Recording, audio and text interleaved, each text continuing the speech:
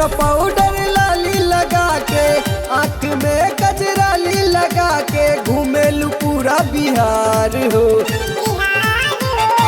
ऐसे न चला कमर लचका के, लोकता तोहरो बाजार हो। ऐसे न चला कमर लचका के, लोकता तोहरो बाजार हो।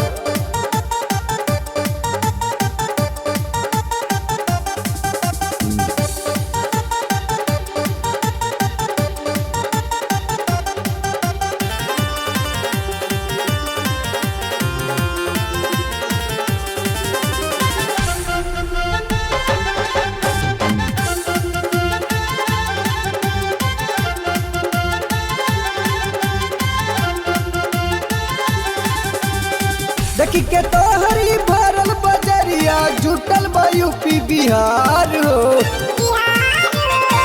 ऐसे न चल कमर लचका के, लोकता तोहरो बाजार हो। ऐसे न चल कमर लचका के, लोकता तोहरो बाजार हो।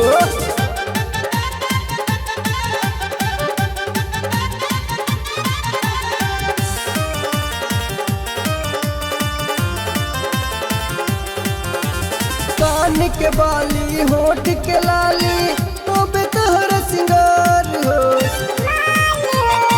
ऐसे न चल कमर लचका के, लोकता तोहरो बाजार हो।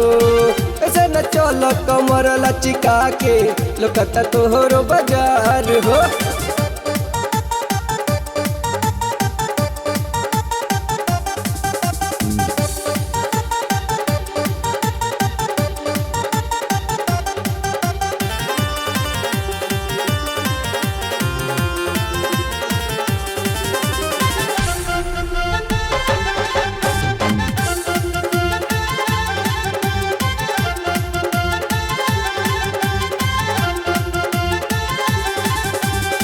राम अशोक राजेंद्र ई हलचल कोहेल मस्त माल हो। ऐसे न चल कमर लचका के, लोकता तोहरो बाजार हो। ऐसे न चल कमर लचका के, लोकता तोहरो बाजार हो।